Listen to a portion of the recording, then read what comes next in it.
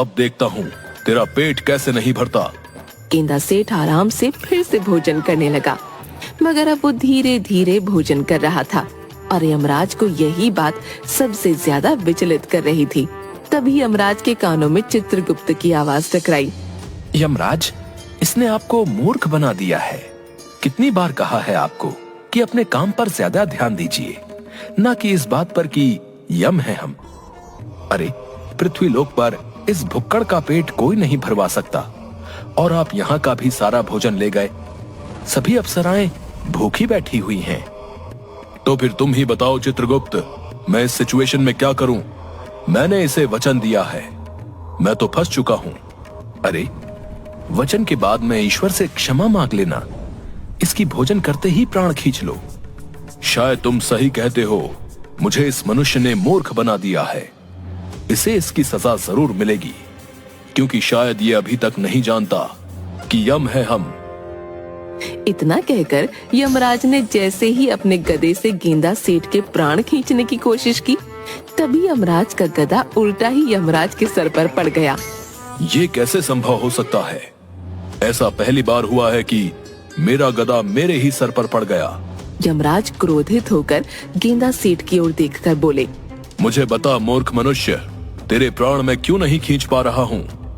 आप मेरे चाहकर भी प्राण नहीं खींच सकते यमराज, क्योंकि मुझे वरदान मिला हुआ है कि भोजन करते हुए अगर मेरे सामने यमराज भी आ जाए, तब भी वो मुझे अपने साथ नहीं ले जा सकते। वरदान, जहां तक मैं जानता हूं, तूने तो सिर्फ लोगों को परेशान किया है। आखिर तुझे वरदान किसने दिया?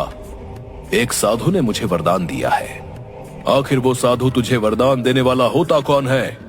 वरदान देने से पहले उसे मुझसे पूछ तो लेना चाहिए था। साधु महाराज वरदान देने से पहले आपसे क्यों पूछेंगे? तभी वहाँ पर वही साधु प्रकट हुए और मुस्कुराते हुए यमराज से बोले, क्या हुआ यमराज, आप इतने क्रोधित नजर क्यों आ रहे हैं? यमराज ने क्रोधित होते हुए सारी घटना उस साधु को बता दी।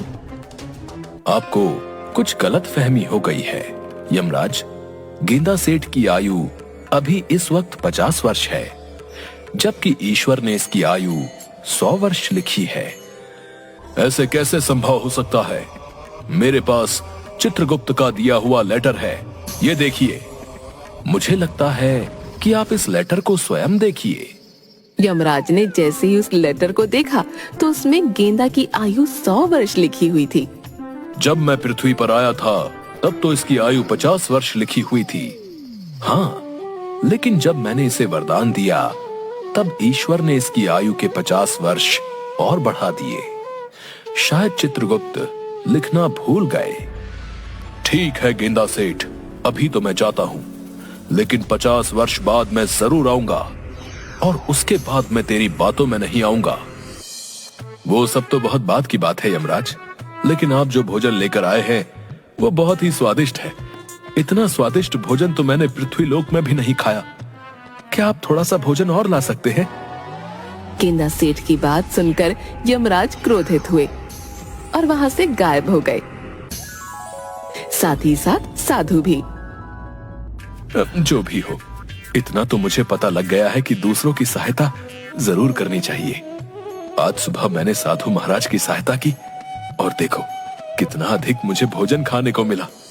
भोजन समाप्त करके गेंदा सेठ आराम से वहाँ पर खर्राटे लेकर सो गया।